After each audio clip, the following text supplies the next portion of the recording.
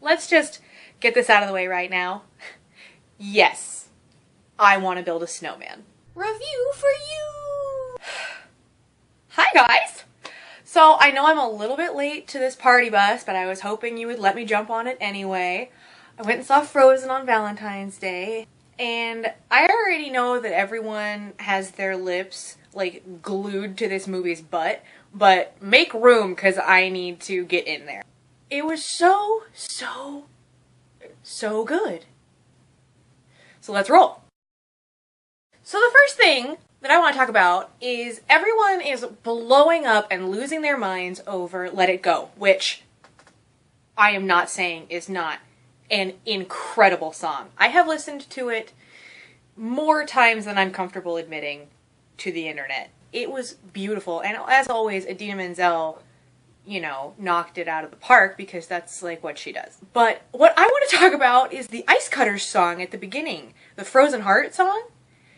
It was so good, and like the lyrics were full of all of this really amazing foreshadowing and like themes of the film, and like there's beauty and there's danger here, and then it was, you know, sung by stalwart Scandinavian ice cutters, and you know, that's not bad. Sorry, I'm back. But yeah, the Ice Cutters song, so good. And little baby Kristoff, I can't even, him and Sven, we'll get there. We're there. Let's talk about Kristoff and Sven.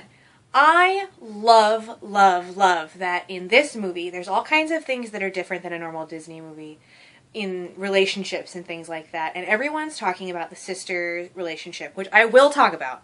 But what I love is that the main person who has a relationship with an animal is Kristoff and his reindeer.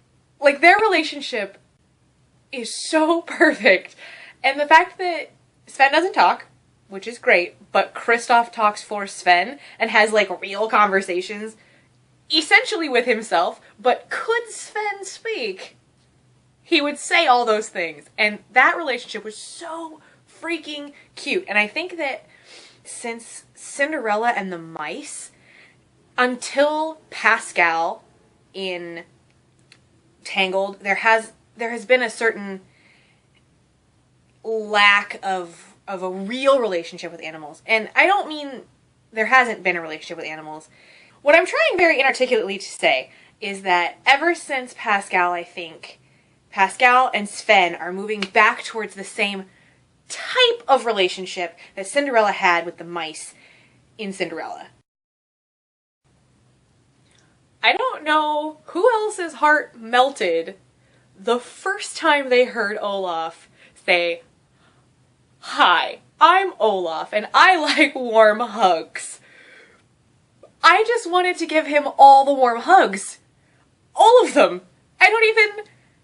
That character was so perfect. And there was other funny stuff, but some of the best comedy in this whole movie was Olaf liking warm hugs.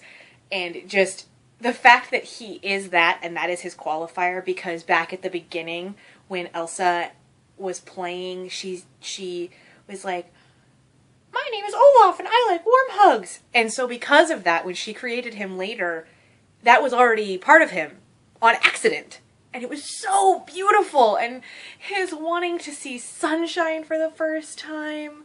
And when he was willing to melt for her, I don't know why that wasn't considered an act of true love, and that should have just cured her right away. Because if somebody is willing to melt for you, that is saying something.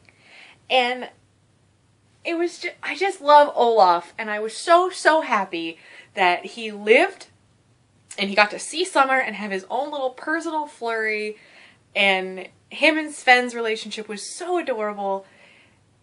And I loved Olaf and wanted to give him warm hugs. What does Hans and this have in common? I'll give you a hint. Everything! So, I knew right away that Hans was too good to be true. I don't know. I just knew he was bad. Or at least not as good as he said. And so that moment, that sickening moment when he was like, oh, if only there was someone out there who loved you. I don't know about anybody else, but I was about ready to be like, hold me back, guys. Hold me back, because I'm about to tear through that screen and kick his poncy ass from here to next week. I can't.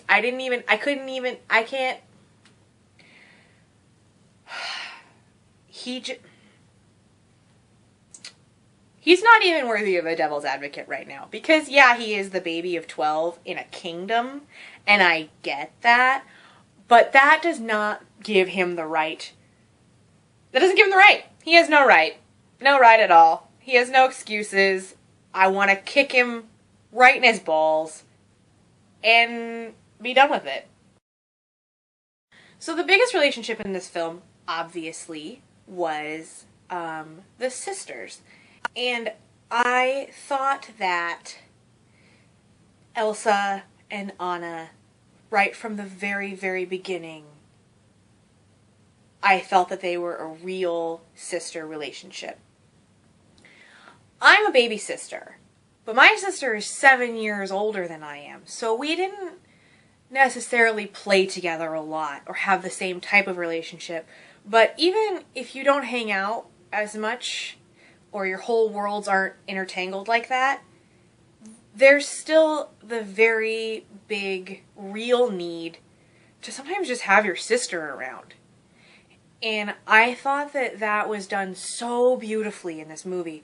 When Anna has finally grown up and their parents ship and all of that stuff, and she was just like, I need you to come out of there. Like, the growth from, do you want to play with me? Why don't you want to play with me? I'm confused. To, I'm so bored and this house is huge and play with me. Please, come out and talk to me. Up to, I don't have anybody else and I need you. Please come out of there, or at least let me in. And the uncertainty of all that, and the obvious desire that Elsa has to see her sister, but the humongous guilt and fear of hurting her, it was just so well done in not even like a lot of dialogue.